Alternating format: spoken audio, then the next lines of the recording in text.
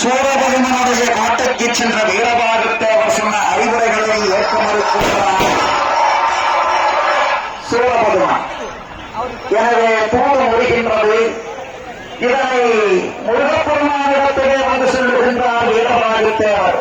வீரபாகு மகேந்திரபுரி சென்றாயா?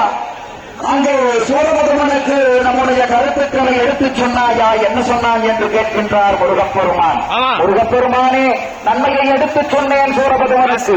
ஆனால் அவன் கேட்கும் வண்ணம் இல்லை, ஆணவத்தில் பிறப்புகின்றான். அவனுக்கு நான் தக்க பாடமுகத்த வேண்டும் செல்வம் போர்க்களத்திற்கு என்று வீரபாகத்தேவர் முருகனிடத்திலே கொடுக்க முருகப்பெருமான் போர்க்களத்திற்கு வருகின்றார்.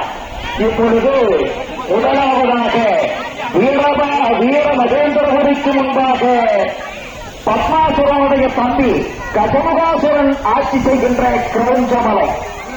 இப்பொழுது முதலாவதாக சூரபதுமனுடைய இளவர் கஜமுகாசுரன் கிரௌஞ்சமலையிலே இருந்து முருகப்பெருமானை எதிர்க்கின்ற காட்சி.